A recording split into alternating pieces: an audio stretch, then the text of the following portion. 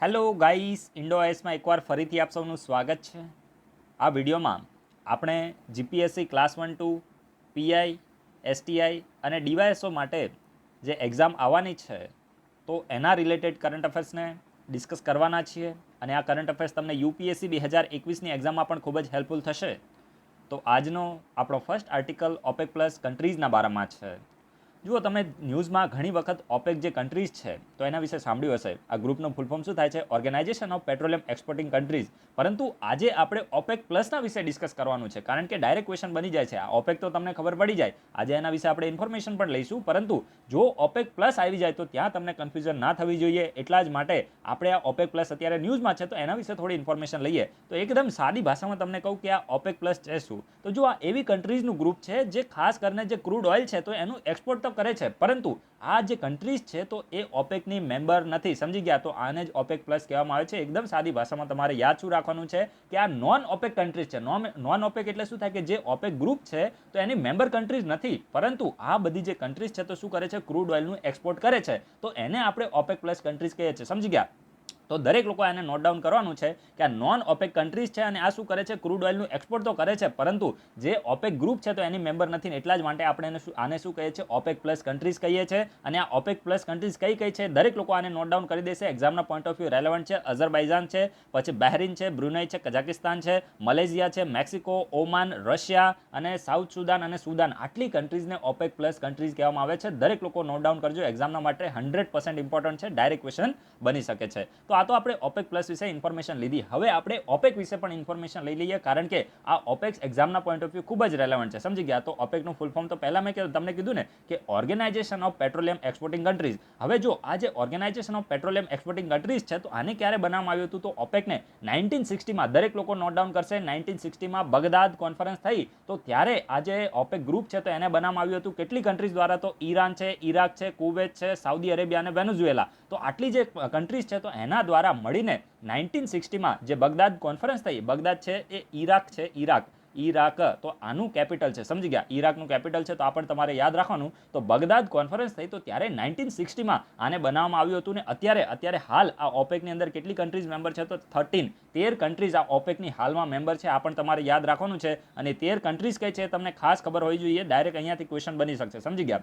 તો અત્યારે 2020ની આપણે વાત કરીએ તો આમાં મેઇનલી ઈરાન છે, ઈરાક છે, કુવૈત છે, યુનાઇટેડ આરબ એમિરાટ્સ, પછી Saudi Arabia, Algeria, Libya, Nigeria, Gabon, Equatorial Guinea, પછી republic of Congo, Angola, Venezuela. તો આટલી કન્ટ્રીઝ હાલમાં ખાસ કરીને જે ઓપેક ગ્રુપ છે તો એની મેમ્બર છે. રશિયાનું મેમ્બર નથી. રશિયા ઓપેક પ્લસમાં આવે છે. ઉપર મેં તમને કીધું, તમે દરેક લોકોએ ધ્યાનથી જોયું હશે તો જે રશિયા છે તો ઓપેક પ્લસમાં આવે છે. સમજી ગયા? તો આ પણ તમારે યાદ રાખવાનું. એક્સેપ્શન છે. ડાયરેક્ટ આ રીતે તમે એલિમિનેટ કરીને પણ ક્વેશ્ચનને સોલ્વ કરી શકો છો. અને અત્યારે જે ઓપેક છે તો એમાંથી કેટલી કન્ટ્રીઝ નીકળી ગઈ છે? જો પહેલા છે ને, જે ખાસ કરીને જે ઇક્વાડોર છે તો એ રિસન્ટલી નીકળ્યું છે. સમજી ગયા? કતર પણ રિસન્ટલી નીકળ્યું છે. રિસન્ટલી એટલે 1 વર્ષ પહેલા. અને ઇન્ડોનેશિયા છે તો એ પણ આ ઓપેકમાંથી નીકળી ગયું છે. તો આ પણ તમારે યાદ રાખવાનું છે. ઇક્વાડોર છે, ઇન્ડોનેશિયા છે અને કતર. તો આ ત્રણેય કન્ટ્રીઝ ઓપેક ગ્રુપમાંથી નીકળી ગઈ છે. અને આ ઓપેક ગ્રુપ છે તો આનું હેડક્વાર્ટર ક્યાં છે? તો એનું હેડક્વાર્ટર છે ઓસ્ટ્રિયાના વિયેનામાં. ઓસ્ટ્રિયાના વિયેનામાં આનું હેડક્વાર્ટર છે. દરેક લોકો આને નોટ ડાઉન કરશે. હવે હું તમને મેઇન આ ઓપેકનું કાર્ય કહું, બરાબર છે? આ મારે તમને મેઇન કહેવાનું હતું. એટલા જ માટે મેં થોડો વિડીયો છે અને વધારે ખેંચ્યો, એટલે જેની પાસે પેશન્સ હશે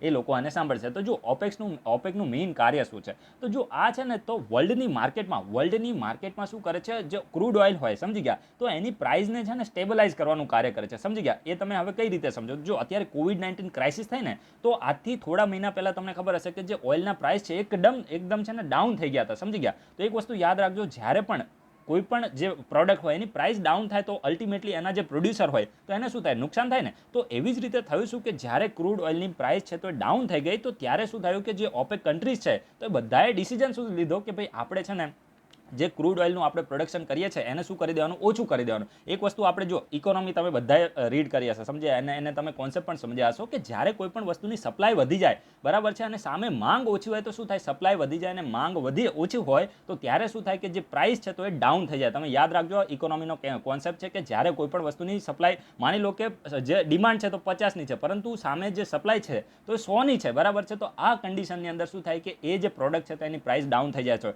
તો આ વસ્તુ માની લો કે જે ક્રૂડ ઓઇલના કેસમાં પણ થયું કે COVID-19 ક્રાઇસિસ થઈ અને લોકડાઉન થયું, બરાબર છે. તો લોકડાઉનથી શું થયું કે જે ક્રૂડ ઓઇલ હતું, કારણ કે વાહનો તો બંધ થઈ ગયા, તો ક્રૂડ ઓઇલની જે ખાસ કરીને જે ઓઇલની ડિમાન્ડ છે તો ઓછી થઈ ગઈ અને એની સપ્લાય આટલી બધી જે કન્ટ્રીઝ આનું પ્રોડક્શન કરે તો એની સપ્લાય વધી ગઈ અને એના હિસાબથી શું થયું, ક્રૂડ ઓઇલની પ્રાઇસ ઓછી થઈ ગઈ. તો આ પરિસ્થિતિમાં શું થાય કે જે પણ ઓઇલના પ્રોડ્યુસર હોય તો એને શું થાય, નુકસાન થાય. સમજી ગયા. અને આ વસ્તુ જીવનમાં પણ લાગુ પડે. પેલું એક સ્ટેટમેન્ટ છે ને, the more you are available the list you are valuable. આ યાદ રાખજો, હું તમને બહુ જ ઇમ્પોર્ટન્ટ સ્ટેટમેન્ટ કહું છું. ક્યારે પણ the more you are available the list you are valuable, એટલે કે ખુદને તમારે રિસ્ટ્રિક્ટ રાખવાના. સમજી ગયા. હું તમને તમારી પર્સનાલિટીને ડેવલપ કરવા માટે પણ સ્ટેટમેન્ટ આપું છું. યાદ રાખજો, ખૂબ જ ઇમ્પોર્ટન્ટ છે.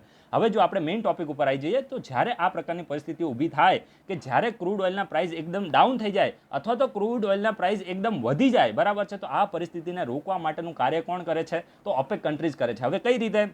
તો ઓપેક કન્ટ્રી છે ને એક પ્રકારે કાર્ટલ છે.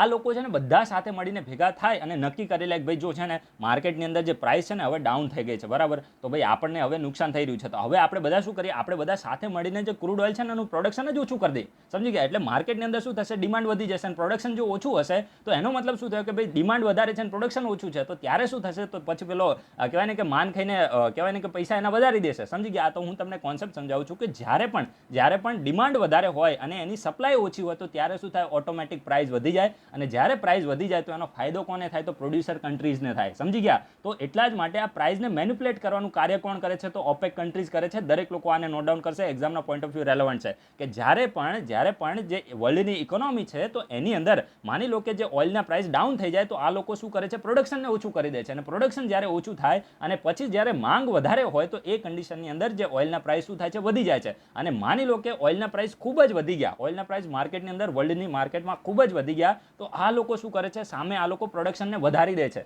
સમજી ગયા. ભાવ વધી જાય તો પ્રોડક્શનને વધારે છે, એટલે કે જ્યારે સપ્લાય વધે અને ડિમાન્ડ એટલી ને એટલી રહે તો સામે શું થાય કે પછી જ્યારે સપ્લાય વધારે હોય, ડિમાન્ડ એટલી હોય તો પછી શું થાય કે એ જે ઓઇલના પ્રાઇસ છે તો ઓછા થઈ જાય છે. સમજી ગયા. જ્યારે સપ્લાય વધુ હોય, ડિમાન્ડ ઓછી હોય તો પ્રાઇસ, માની લો કે જે સપ્લાય છે તો મેં તમને પહેલા એક્ઝામ્પલ આપ્યું કે સપ્લાય 150 હોય અને ડિમાન્ડ કે માની લો કે 100 હોય, તો ત્યારે શું થાય કે આ કન્ડિશનની અંદર પછી જે પ્રાઇસ છે તો ઓછી થઈ જાય છે. સમજી ગયા. તો આ રીતે આ લોકો જે ઓઇલ માર્કેટ છે તો એને મેન્યુપ્યુલેટ કરવાનું કાર્ય કરે છે અને જે પ્રાઇસ છે તો એને સ્ટેબલાઇઝ કરવાનું કાર્ય કોના દ્વારા કરવામાં આવે છે, તો ઓપેક કન્ટ્રીઝ દ્વારા કરવામાં આવે છે. રશિયા ઓપેકનું મેમ્બર નથી અને તમને ખબર હશે કે આજથી થોડા મહિના પહેલા રશિયા અને સાઉદી અરેબિયાનો ડિસ્પ્યુટ પણ જોવા મળ્યો હતો, બરાબર છે. હવે થયું હતું કેવું કે ભાઈ વર્લ્ડની ઇકોનોમીની અંદર છે ને ઓઇલના પ્રાઇસ ડાઉન થઈ ગયા હતા COVID-19 લોકડાઉનની હિસાબે. તો ભાઈ આ સાઉદી અરેબિયાએ રશિયાને એવું કીધું, આ રશિયા પણ સૌથી મોટો ઓઇલ પ્રોડ્યુસરમાં આવે છે, બરાબર છે.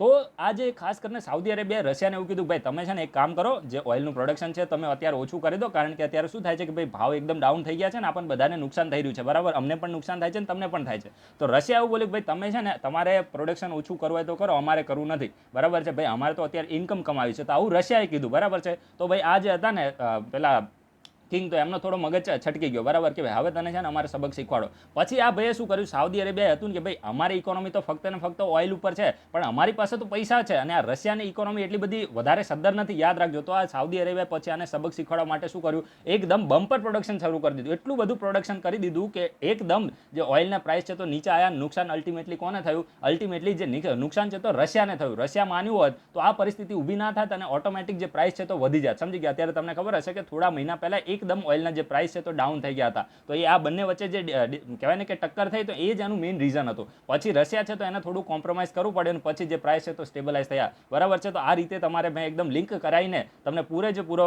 કોન્સેપ્ટ છે તો એને કહેવાની કોશિશ કરી છે. આનું હેડક્વાર્ટર ઓપેકનું ક્યાં છે તમારે યાદ રાખવાનું છે, ઓસ્ટ્રિયાના વિયેનામાં છે, બરાબર. તો આજે આપણે પૂરે આના વિશેની ઇન્ફોર્મેશન લીધી છે. આશા રાખું છું કે તમને બધાને મજા આવી હશે.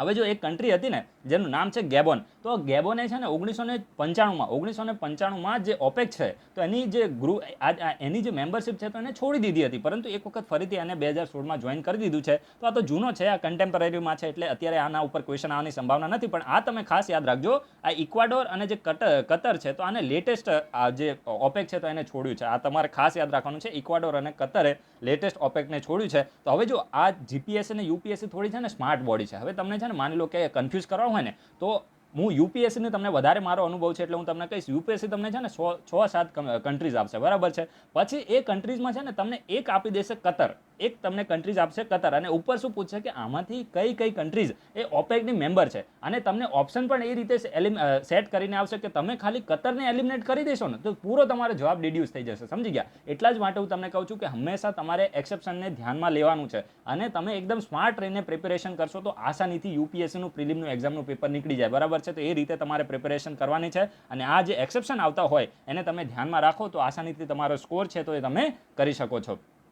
હવે ચલો અત્યારે છે ને મેં તમને ઓપેક ને ઓપેક પ્લસ વિશે ઇન્ફોર્મેશન આપી. જો આજથી છે ને મેં થોડા દિવસ પહેલા તમને યાદ હોય તો મેં તમને G20 અને G20 પ્લસ વિશે પણ ક્વેશ્ચન પૂછેલો હતો, તો તમે દરેક લોકોએ આન્સર આપેલો છે, સમજી ગયા? તો અત્યારે હું એ ક્વેશ્ચનને રિપીટ નહીં કરું. જે નવા મેમ્બરે જોવાનું શરૂ કર્યું છે તમે એક કામ કરજો, G20 પ્લસ શું છે ને આના વિશે તમારી જાતે તમે ઇન્ફોર્મેશન લઈ લેજો, અને કોઈ નવા મેમ્બરે કમેન્ટ કર્યું હોય તો તમે કરી શકો છો. આજે હું તમને નવો એક ક્વેશ્ચન પૂછું છું, તમારે આ વિડીયોના કમેન્ટ બોક્સમાં OIC વિશે ઇન્ફોર્મેશન આપવાની છે, બરાબર છે? ઓર્ગેનાઇઝેશન ઓફ ઇસ્લામિક કોઓપરેશન, બરાબર છે? Organisation of Islamic cooperation. તો આના વિશે આ વિડીયોના કમેન્ટ બોક્સમાં દરેક લોકોએ તમારી ઇન્ફોર્મેશન આપવાની છે. હવે જો આ જે બોડી મેં તમને કીધી ને એ ખૂબ જ ઇમ્પોર્ટન્ટ છે, ખાસ કરીને તમારે એ કહેવાનું છે કે ઇન્ડિયા આ OICનું મેમ્બર છે કે નહીં, પછી આ બોડીને ક્યારે બનાવવામાં આવી હતી, આનું મેઇનલી કાર્ય શું છે, અને આની અંદર કેટલી કન્ટ્રીઝ મેમ્બર છે, આનું હેડક્વાર્ટર ક્યાં છે. આટલા ક્વેશ્ચન તમને ખબર હશે તો 100% તમને આ એક્ઝામમાં આના પછી કોઈ પણ હવે એક્ઝામમાં ક્વેશ્ચન આવશે તો તમે એને ટેકલ કરી શકશો, બરાબર છે? હવે જો આગળ વધતા પહેલા મને યાદ આવ્યું એટલા માટે કહી દઉં કે આ વિડીયોના ડિસ્ક્રિપ્શન બોક્સમાં ટેલિગ્રામ ચેનલની લિંક આપી છે. તમે છે ને દરેક લોકો ટેલિગ્રામ ચેનલને ખાસ જોઈન કરો, અને એમાં મેં પિન કરીને એક મેસેજ રાખેલો છે, એમાં તમારે વોટ કરવાનો છે. દરેક લોકો વોટ કરે, જે પણ લોકો સિરિયસલી ઇન્ડોઆઈસના વિડીયોને ફોલો કરે છે. મારે 1000 વોટની જરૂર છે, એના પછી હું એક સ્ટેટમેન્ટ આપીશ. દરેક લોકો એ જે વોટ મેં કીધો છે એ વોટ તમે ખાસ કરે પિન કરેલો છે મેસેજ, અને એમાં તમારે વોટ કરવાનો છે. ને જો તમને એ લિંક ઓપરેટ ના થાય ડિસ્ક્રિપ્શન વાળી, તો ડાયરેક્ટ તમારે જે ટેલિગ્રામમાં જઈને ઇન્ડોઆઈસને સર્ચ કરવાનું છે. લગભગ 2900 જેટલા જે સબસ્ક્રાઈબર એમાં જોવા મળશે, તો એ ચેનલ તમારે જોઈન કરવાની છે, બરાબર? અને જે ક્વેશ્ચન પૂછવામાં આવે એનો આન્સર જરૂરથી આપજો. એના પછી જે નેક્સ્ટ આર્ટિકલ છે તો તે ખાસ કરીને ઇન્ડિયા મોબાઈલ કોંગ્રેસના બારામાં છે. એક્ઝામના પોઈન્ટ ઓફ વ્યૂ રેલેવન્ટ છે, દરેક લોકો નોટ ડાઉન કરશે. DYSOમાં ડાયરેક્ટ ક્વેશ્ચન બનશે કે ઇન્ડિયા મોબાઈલ કોંગ્રેસ રિસન્ટલી ન્યૂઝમાં હતી, તો આ કોંગ્રેસને કોના દ્વારા ઓર્ગેનાઇઝ કરવામાં આવી હતી અને આ કઈ એડિશન હતી, તો દરેક લોકો નોટ ડાઉન કરશે. 2020ની આ ઇન્ડિયા મોબાઈલ કોંગ્રેસ છે તો એ 4th એડિશન છે. કઈ એડિશન છે? 4th, એટલે કે આની પહેલા ઓલરેડી જે 3 જે ઇન્ડિયા મોબાઈલ કોંગ્રેસ છે તો હેલ્ડ થઈ ગઈ છે, સમજી ગયા? અને આને કોના દ્વારા ઓર્ગેનાઇઝ કરવામાં આવશે? તો જો સૌથી પહેલા તો આના વિશેની ઇન્ફોર્મેશન કોને આપી છે કે ભાઈ જે 4th એડિશન છે ને એ હેલ્ડ થવાની છે, પરંતુ વર્ચ્યુઅલી થશે, વિડીયો કોન્ફરન્સિંગથી થવાની છે. અને જે ministry of information and broadcasting છે, ministry of information and technology છે, તો એના દ્વારા આ પ્રકારની જે ઇન્ફોર્મેશન છે તો આપવામાં આવી છે. હવે આ એક્ઝામના પોઈન્ટ ઓફ વ્યૂ રેલેવન્ટ છે, દરેક લોકો આને નોટ ડાઉન કરશે કે આ જે ઇન્ડિયા મોબાઈલ કોંગ્રેસ છે તો આને કોના દ્વારા ઓર્ગેનાઇઝ કરવામાં આવશે? ઇન્ડિયા મોબાઈલ કોંગ્રેસ છે તો કોના દ્વારા ઓર્ગેનાઇઝ કરવામાં આવશે? તો department of telecommunication A cellular operator association of India, important body છે, આના વિશે હું તમને ઇન્ફોર્મેશન આપીશ.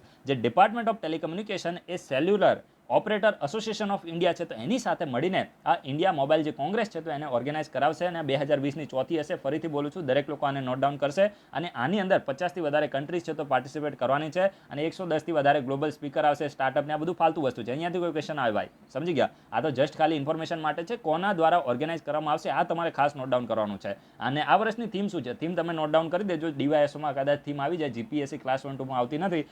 ઇન્ક્લુઝિવ ઇનોવેશન, સ્માર્ટ, સિક્યોર અને સસ્ટેનેબલ. દરેક લોકો નોટ ડાઉન કરશે. ઇન્ડિયા મોબાઈલ કોંગ્રેસની થીમ હતી ઇન્ક્લુઝિવ ઇનોવેશન, સ્માર્ટ, સિક્યોર અને સસ્ટેનેબલ. આ વર્ષની થીમ હતી. And the India mobile congress is considers the largest digital forum in Asia. દરેક લોકો નોટ ડાઉન કરશે. આ જે ઇન્ડિયા મોબાઈલ કોંગ્રેસ છે તો એને લાર્જેસ્ટ ડિજિટલ ટેકનોલોજી ફોરમ તરીકે એને કન્સિડર કરવામાં આવે છે.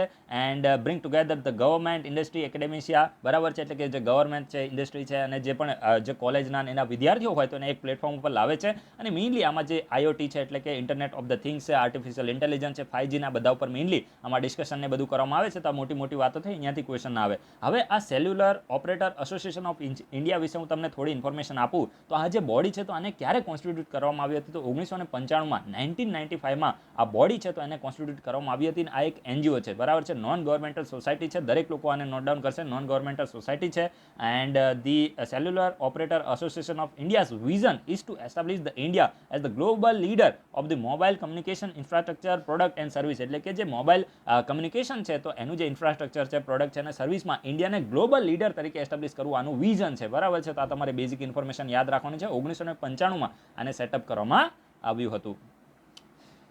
એના પછી આ બહુ જ ઇમ્પોર્ટન્ટ આર્ટિકલ છે, જીપીએસસી આના વિશે છે ને એક ક્વેશ્ચન પૂછેલો છે, બરાબર છે, કે આ પોલાવરમ પ્રોજેક્ટ છે તો કયા સ્ટેટનો પ્રોજેક્ટ છે. આવો જ એક પ્રોજેક્ટ છે ને એક કાલેશ્વરમ પણ છે, બરાબર. એના વિશે તમે ઇન્ફોર્મેશન આપી દેજો કે આ કાલેશ્વરમ પ્રોજેક્ટ કયા સ્ટેટનો છે ને કઈ રિવર ઉપર છે. અત્યારે આપણે મેઇન ટોપિક ઉપર આવી જઈએ, આ પોલાવરમ વિશે. આના વિશે પણ જે જીપીએસસી છે તો એને ક્વેશ્ચન પૂછેલો છે. દરેક લોકો આને નોટ ડાઉન કરશે કે આ પોલાવરમ પ્રોજેક્ટ એ કયા સ્ટેટનો છે. બસ આટલું તમારે યાદ રાખવાનું છે. આ જે પ્રોજેક્ટ છે તો આંધ્રપ્રદેશનો છે. કયા સ્ટેટનો છે? આંધ્રપ્રદેશનો. આ ડેમ પ્રોજેક્ટ છે, બરાબર. અને અત્યારે આ પ્રોજેક્ટ ભાઈ ન્યૂઝમાં કેમ આવ્યો? તો ન્યૂઝમાં આવવાનું કારણ તો એ છે કે જે આંધ્રપ્રદેશના સીએમ છે તો એમના દ્વારા એવું અનાઉન્સ કરવામાં આવ્યું છે કે ભાઈ અમારી જે સરકાર છે ને તો આ પોલાવરમ પ્રોજેક્ટને 2022 સુધીમાં એને ખતમ કરી દેશે. અને એના સિવાય બીજા પણ કેટલાક પ્રોજેક્ટ છે. બીજા કયા પ્રોજેક્ટ છે નામ તમે જસ્ટ ખાલી યાદ રાખજો, કદાચ એક્ઝામમાં આવી જાય તો તમને ખબર હોવી જોઈએ. વંશધારા ફેઝ 2, પછી વંશધારા નગાવાલી લિંક, પછી ઓક ટનલ 2, પછી વેલુગોંડા ફેઝ 1 અને નેલ્લોર અને સંગમ બેરેજ. આને પણ 2020-21 સુધી કમ્પ્લીટ કરી દેવામાં આવશે. તો આ તો મને એટલું બધું ઇમ્પોર્ટન્ટ નથી લાગતું, પણ આ પોલાવરમ તમે ખાસ નોટ ડાઉન કરજો. બીજી વખત ફરીથી જીપીએસસીમાં ક્વેશ્ચન આવી શકે છે.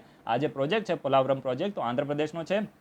અને આપણે થોડી આના વિશે વધારે ઇન્ફોર્મેશન લઈએ તો આ એક પ્રકારનો ડેમ પ્રોજેક્ટ છે, બરાબર છે. આ ડેમ છે અને આને કઈ નદી ઉપર આને કન્સ્ટ્રક્ટ કરવાનો છે આ ભાઈ ઇમ્પોર્ટન્ટ છે, દરેક લોકો નોટ ડાઉન કરશે. ગોદાવરી નદી ઉપર આ જે ડેમ છે તો એને કન્સ્ટ્રક્ટ કરવાનો છે. And it will facilitate inter basin transfer to the Krishna river basin through the right canal, બરાબર છે. એટલે આ કહેવા શું માંગે છે કે આ ડેમ એક વખત બની જશે પછી ઇન્ટર બેસિન ટ્રાન્સફર પણ થઈ શકે, એટલે કે જે ગોદાવરી રિવરનું જે વોટર છે તો એને ક્રિષ્ના જે રિવર છે તો એની અંદર પણ ટ્રાન્સફર કરી શકે છે. એટલે કે બીજા બેસિનની અંદર પણ વોટરને ટ્રાન્સફર કરી શકાય છે. અહીંયાથી કોઈ ક્વેશ્ચન નહીં બને, બરાબર છે. It reservoir spread in a part of the Chhattisgarh and Odisha also. એટલે કે આ જે રિઝર્વાયર છે તો આનો કેટલોક પાર્ટ છત્તીસગઢ અને ઓડિશામાં પણ ફેલાયેલો છે. તો આ પણ તમારે યાદ રાખવાનું, ફક્ત ને ફક્ત આંધ્રપ્રદેશમાં નથી.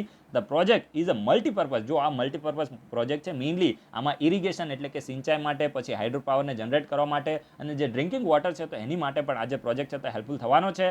And the project was accorded the national status in 2014. હવે જો 2014માં જે આંધ્રપ્રદેશ અને તેલંગાણાનું બાયફર્કેશન થયું તો એ જે એક્ટ પ્રમાણે આ જે પ્રોજેક્ટ છે તો એને 2014માં નેશનલ પ્રોજેક્ટનું સ્ટેટસ આપવામાં આવ્યું છે. દરેક લોકો નોટ ડાઉન કરશે, નેશનલ પ્રોજેક્ટનું સ્ટેટસ મળેલું છે. તો આ તમને બેઝિક ઇન્ફોર્મેશન મળી.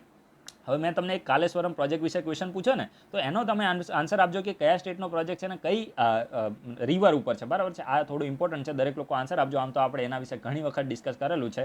હવે હું તમને એક નવો ક્વેશ્ચન પૂછું છું. નવો ક્વેશ્ચન કેવો પૂછું છું આ વિડીયોના કમેન્ટ બોક્સમાં કહેવાનું છે. 2 દિવસ પહેલા ધ હિન્દુમાં એ ડેમ ન્યૂઝમાં હતી. તહેરી ડેમ વિશે તમારે ઇન્ફોર્મેશન આપવાની છે, બરાબર. આની કેટલીક ઇમ્પોર્ટન્ટ કેરેક્ટરિસ્ટિક તમારે કહેવાની છે. ખૂબ જ ઇમ્પોર્ટન્ટ છે ભાઈ. આની કેરેક્ટરિસ્ટિક તમે ગૂગલમાં જઈને જોશો ત્યારે ખબર પડશે. અધરવાઇઝ અત્યારે તો હું કહી દઈશ તો તમને આઈડિયા આવી જશે. તો તહેરી ડેમ છે તો આ કયા સ્ટેટમાં છે, કઈ રિવર ઉપર છે, કઈ રિવર ઉપર છે આ ઇમ્પોર્ટન્ટ છે ભાઈ, બરાબર છે. કઈ રિવર ઉપર છે અને બીજું તમારે એ કહેવાનું છે કે આની ઇમ્પોર્ટન્ટ કેરેક્ટરિસ્ટિક શું છે, એટલે કે આના ફીચર તમારે કંઈક કહેવાનું છે. કંઈક હાઇટ ઉપર આવેલું છે, ટોલેસ્ટ છે, આવું તમારે ખાસ કહેવાનું છે, બરાબર છે. અને ઇન્ડિયા એઝ અ હોલમાં એનો નંબર કેટલો આવે છે તમને ખબર હોવી જોઈએ હાઇટના સંદર્ભમાં, બરાબર. તો એ તમે થોડું સર્ચ કરીને કહેશો તો વધારે સારું લાગશે. હવે આ છે ને ખૂબ જ ઇમ્પોર્ટન્ટ છે, ફાધર વેલ્સના બારામાં છે અને આના વિશે ક્વેશ્ચન આવવાની સંભાવના 100% વધારે છે. અને 100% વધારે કેમ છે એ હું તમને છે ને એક સ્ટેટમેન્ટ કહીશ, એના ઉપરથી જ મેં આમ તો હું આર્ટિકલને સ્કીપ જ કરવાનો હતો, મને એટલું બધું મજા આવી નથી. પણ પછી જ્યારે મેં થોડું વધારે એમાં જોયું તો એમાં એક સ્ટેટમેન્ટ આવ્યું. એ સ્ટેટમેન્ટ શું છે હું તમને બતાવું. આ ફાધર વેલ્સ છે ને તો એમને રણજીતરામ સુવર્ણચંદ્રક આપણે ગુજરાતીમાં કદાચ આપવામાં આવે છે, બરાબર છે. આ ગુજરાતી છે તો એમાં રણજીતરામ સુવર્ણચંદ્રક આમને મળેલો છે, બરાબર છે. અને આ ખૂબ જ ઇમ્પોર્ટન્ટ, આ જે લોકોએ જીપીએસસીની એની તૈયારી કરી હશે તમને બધાને ખબર હશે, સચિવાલયમાં એમાં બી આ બધું આવતું હોય છે. એટલા માટે મેં છે ને આ જીપીએસસીના ઘણા બધા લોકો તૈયારી કરે છે એટલા માટે આર્ટિકલને સિલેક્ટ કર્યો છે, સમજી ગયા. તો ભાઈ આ ફાધર વેલ્સ છે ને જેમનું ફૂલ ફોર્મ શું છે, હવે એમનું ફૂલ ફોર્મ થાય છે ફાધર કાર્લોસ ગોન્ઝાલેઝ વેલ્સ. હવે આ થોડું કોમ્પ્લિકેટેડ નામ છે, આપણે એને યાદ રાખવાનું. આપણે ખાલી પ્રેમથી એમને ફાધર વેલ્સ કહીએ, બરાબર છે. તમે નોટ ડાઉન કરી દેજો, એક્ઝામ આવી જાય તો તમને કામ આવે. તો આ ભાઈનું છે ને મૃત્યુ થઈ ગયું છે, બરાબર. ફાધર વેલ્સનું મૃત્યુ થયું છે અને એટલા માટે આપણા જે પ્રધાનમંત્રી છે તો એમને શોક વ્યક્ત કર્યો છે. મેં તમને શું કીધું, પ્રધાનમંત્રી જ્યારે પણ કંઈ પણ શોક વ્યક્ત કરતા હોય તો ભાઈ એમ તો ના કરે, આ વ્યક્તિનું કંઈક તો એવું વ્યક્તિત્વ હશે ને. તો એટલા માટે તમારે યાદ રાખવાનું છે, ક્વેશ્ચન આવવાની સંભાવના વધારે છે. અને આ જે ફાધર વેલ્સ હતા તો આમને એક ઓથર હતા અને ગુજરાતી કોલમનિસ્ટ હતા, બરાબર છે. હવે આ તમને ખબર કોલમ કોણ લખે, જે ન્યૂઝપેપર એ બધું આવતું હોય તેની અંદર આ ગુજરાતી જે લેખકો હોય તે લોકો દ્વારા જે કોલમને આ બધું લખવામાં આવે છે, સમજી ગયા. તો આમને ખાસ કરીને જે ગુજરાતીમાં કોલમ પણ લખતા હતા અને આમને એક ઓથર એટલે કે લેખક પણ હતા. તો આ તમારે ખાસ યાદ રાખવાનું છે. અને એમનું મૃત્યુ થયું છે ફાધર વેલ્સનું અને પ્રધાનમંત્રી એની માટે શોક વ્યક્ત કર્યો છે, બરાબર છે. તો આ ફાધર વેલ્સનું આપણે જીવનકાળ જોઈએ તો 1925થી 2020 સુધી આમનો જીવનકાળ રહ્યો છે, એટલે કે 95 વર્ષ જેવું એમને જીવ્યા છે. અને આમને સ્પેનિશ ઇન્ડિયન જુસિટ પ્રિસ્ટ હતા, બરાબર છે, જુઇશ પ્રિસ્ટ હતા, બરાબર છે. એટલે આમને ખાસ કરીને પ્રિસ્ટ એટલે તમે સમજો ને પાદરી, બરાબર છે, પાદરી હતા.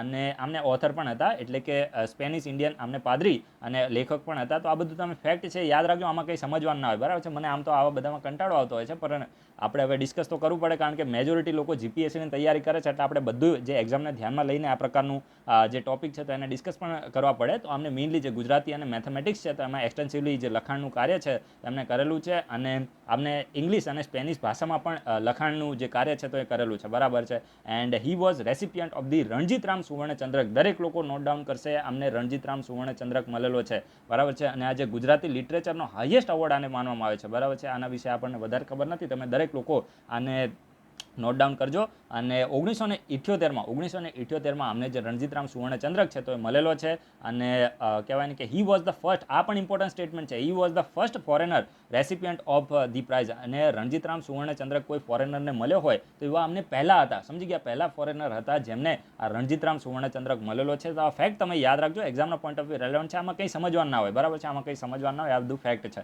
એના પછી છે ને ફીઝર વેક્સિનના બારામાં છે. આ ફીઝર વેક્સિન છે ને એ કોવિડ-19 માટેની વેક્સિન છે, દરેક લોકો આ જ નોટ ડાઉન કરશે. ક્વેશ્ચન આવશે તો આટલો જ આવશે કે ફીઝર વેક્સિન ન્યૂઝમાં હતી, તો આ શાની માટેની વેક્સિન છે? તો કોવિડ-19 માટેની, એટલે કે કોરોના માટેની વેક્સિન છે, બરાબર છે. અને આને કોના દ્વારા ડેવલપ કરવામાં આવી છે, સમજી ગયા? તો આને ડેવલપ કરવામાં આવી છે, જોઈન્ટલી ડેવલપ કરવામાં આવી છે ફીઝર અને બાયોએનટેક. આ બંને કંપની છે, તો બંને દ્વારા સાથે મળીને આ ફીઝર વેક્સિનને ડેવલપ કરવામાં આવી છે. અને ઇમ્પોર્ટન્ટ વસ્તુ એ છે કે આના જે ફેઝ 3 ટ્રાયલ થયા, બરાબર છે, તો આ ફેઝ 3 ટ્રાયલમાં 90% ઇફેક્ટિવ સાબિત થઈ છે, સમજી ગયા, 90% ઇફેક્ટિવ સાબિત થઈ છે. અને એટલા જ માટે આ ફીઝર વેક્સિન ન્યૂઝમાં આવી છે. તો એક્ઝામમાં આવે કે ફીઝર વેક્સિન ન્યૂઝમાં હતી, તો આ ફીઝર વેક્સિનને કોના દ્વારા ડેવલપ કરવામાં આવી, તો તમારે યાદ રાખવાનું છે. એના સિવાય, બરાબર છે, ફીઝર અને બાયોએનટેક, બરાબર છે, બંને દ્વારા સાથે મળીને ડેવલપ કરવામાં આવી છે, અને કોવિડ-19 માટેની વેક્સિન છે.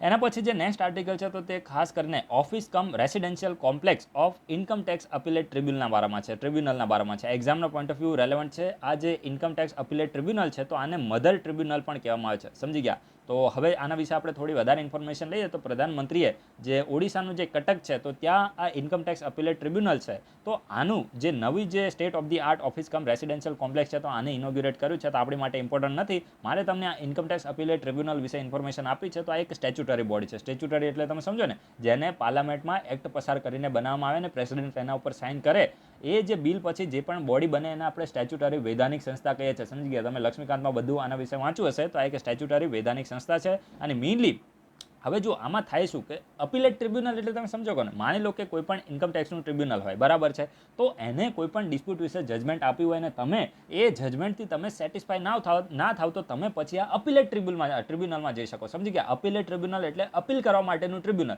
જેવી રીતે જીએસટી અપીલેટ ટ્રિબ્યુનલ હોય ને, બરાબર છે, તો જીએસટી અપીલેટ ટ્રિબ્યુનલ હોય એવી જ રીતે આમાં પણ અપીલેટ ટ્રિબ્યુનલ હોય કે કોઈ પણ વ્યક્તિ એ માની લો કે ઇન્કમ ટેક્સનું જે ટ્રિબ્યુનલ હોય તો એમાં જે ખાસ કરીને કોઈ પણ વ્યક્તિ એના જજમેન્ટથી સેટિસ્ફાય ના હોય તો એ પછી અપીલેટ ટ્રિબ્યુનલમાં જાય છે. જેવી રીતે તમે હાઈકોર્ટે કોઈ જજમેન્ટ આપ્યું હોય અને તમે હાઈકોર્ટમાં સેટિસ્ફાય ના થાવ તો પછી તમે ક્યાં અપીલ કરી શકો? તમારી પાસે લાસ્ટ ઓપ્શન હોય છે સુપ્રીમ કોર્ટમાં, બરાબર છે. તો એવી જ રીતે આમાં પણ હોય છે. તો તમારે યાદ શું રાખવાનું છે કે it is a statutory body and in the field of the direct taxes, બરાબર છે. આ ઇન્કમ ટેક્સ અપીલેટ, હવે ઇન્કમ ટેક્સ તો ડાયરેક્ટ ટેક્સ છે ને, બધાને ખબર હોય, બરાબર છે. તો આ ડાયરેક્ટ ટેક્સ માટે મેઇનલી અપીલેટ બોડી છે. અને જો આ ઇમ્પોર્ટન્ટ છે, યાદ રાખજો, જેમ મેં તમને યસ્ટરડે લોક અદાલત વિશે ક્વેશ્ચન પૂછ્યો હતો કે લોક અદાલતના જે પણ ડિસિઝન હોય છે તો એ પાર્ટી ઉપર બાઇન્ડિંગ હોય છે, એમાં કોઈ અપીલ થઈ શકતી નથી. એવી રીતે આનું જે પણ ડિસિઝન આવે તો એ પણ ફાઇનલ હોય છે અને આ ફેક્ટના આધાર ઉપર હોય છે. And it is presently headed by the Mister Justice PP Bhatt, બરાબર છે. આ પીપી ભટ્ટ છે ને તો એ ખાસ કરીને જે કહેવાય ને કે જે ઝારખંડ હાઈકોર્ટ અને જે ગુજરાત હાઈકોર્ટ છે તો આના જજ રહી ચૂક્યા છે, બરાબર છે, રિટાયર્ડ છે. તો અમને આ ઇન્કમ ટેક્સ અપીલેટ ટ્રિબ્યુનલ છે તો એને હેડ કરે છે. And income tax appellate tribunal was first tribunal to be created on 25th January 1941. આ યાદ રાખજો, આ ઇન્કમ ટેક્સ અપીલેટ ટ્રિબ્યુનલ ઇન્ડિયાનું પહેલું ટ્રિબ્યુનલ હતું જેને 1941ની અંદર આને ગઠિત કરવામાં આવ્યું હતું. અને આને મધર ટ્રિબ્યુનલ પણ કહેવાય છે. અહીંયાથી ડાયરેક્ટ ક્વેશ્ચન બનશે. આ યર ને આ બધું તો એટલું બધું ના આવે, યાદ રાખજો. આ રીતે ડાયરેક્ટ ક્વેશ્ચન બની જાય કે તમને છે ને 3-4 પ્રકારની ટ્રિબ્યુનલ આપી દે, બરાબર છે.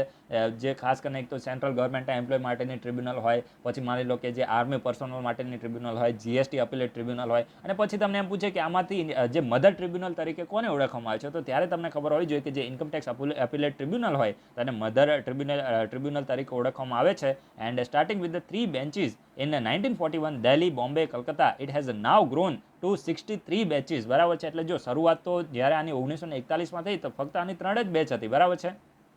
તો આ પણ તમારે યાદ રાખવાનું છે. દિલ્હી, બોમ્બે અને કલકત્તામાં અત્યારે એની બેચ કેટલી છે તો 63 છે. તો આ પણ તમે યાદ રાખજો. And the Cuttack bench of the income tax appellate tribunal was created and started functioning from 23rd May 1970. એટલે કે કટક બેંક છે જે બેન્ચ છે તો 1970માં આને ફંક્શનિંગ એટલે કે કાર્ય કરવાનું શરૂ કર્યું હતું. અને આની જે જ્યુરિસ્ડિક્શન છે તો સમગ્ર જે ઓડિશામાં આવે છે, એટલે કે જે સમગ્ર ઓડિશામાં જે લોકો કોઈ પણ માની લો કે ઇન્કમ ટેક્સના ડિસ્પ્યુટ હોય તો એની માટેની અપીલ છે તો અહીંયા કરી શકે છે. તો આ બેઝિક ઇન્ફોર્મેશન તમે યાદ રાખજો. ઇન્કમ ટેક્સ અપીલેટ ટ્રિબ્યુનલના વિશે મેં જે ઇન્ફોર્મેશન આપીને એ તમે નોટ ડાઉન કરજો. બાકી ઓડિશાની જે ઓફિસ બનીને અહીંયાથી કોઈ ક્વેશ્ચન ના બને, ફાલતુ છે, બરાબર. આજે આપણે બધા આર્ટિકલને ડિસ્કસ કર્યા છે. મેં તમને પહેલાં પણ કીધું છે કે આપણે વિડીયોમાં થોડું સ્પીડમાં જ બોલવાના છીએ, બરાબર. કારણ કે હું ધીમે ધીમે બોલીશ તો 40 મિનિટનો વિડીયો થશે ને પછી મને થોડું એ લેટ થઈ જાય, મને પોસાતું નથી, બરાબર છે. બાકી આપણે કોઈ એવું પૈસા માટેનું કંઈ એવું એટલા માટે કાર્ય કરતા નથી. તો તમારે શું કરવાનું, જે લોકોને સ્પીડમાં લાગે એ લોકો તમે ઉપર જે 3 ડોટ આપે છે એ લોકો 0.75માં કરી દો, 0.5માં કરી દો, 0.25માં કરો, તમને જેમ ફાવે એમ કરો. અથવા તો જે લોકોને ધીમું લાગે એ 2ની સ્પીડમાં કરો. હું તો 2ની સ્પીડમાં જોઈને કામ પતાવી દઉં છું, બરાબર છે. તો એ રીતે પણ તમે કરી શકો છો. આપણે તો ભાઈ તમારું કોન્સન્ટ્રેશન જેનું વધારે હોય એને કોઈ પ્રોબ્લેમ ના આવે, કોઈને કોન્સન્ટ્રેશન ઓછું હોય તો એને થોડો પ્રોબ્લેમ આવે. તો સ્પીડમાં બોલવાનું રીઝન એ છે હું સાવ એકદમ નવરો પડીશ ને, એકદમ નવરો હોઈશ, બરાબર છે, કોઈ કામ નહીં હોય તો હું એકદમ ધીમે ધીમે ધીમે ધીમે બોલીશ, બરાબર છે. પણ અત્યારે તો બકાય પોસિબલ નથી. તો એટલું તમારે થોડું મેનેજ કરવાનું. બાકી તો બધા તમે લોકો ખૂબ જ હોશિયાર છો એટલે કોઈ આપણે વાંધો આવતો જ નથી. અને આપણા જે ચેનલમાં દરેક લોકો મેચ્યોર લોકો જ છે, એટલા માટે આજ સુધી કોઈ વાંધો આવ્યો નથી. ભવિષ્યમાં પણ વિશ્વાસ છે કે દરેક મેચ્યોર લોકો જ આ ચેનલ ઉપર આવે છે અને આપણી ચેનલ આવી રીતે જ આગળ વધતી રહેશે. So guys, thanks for watching.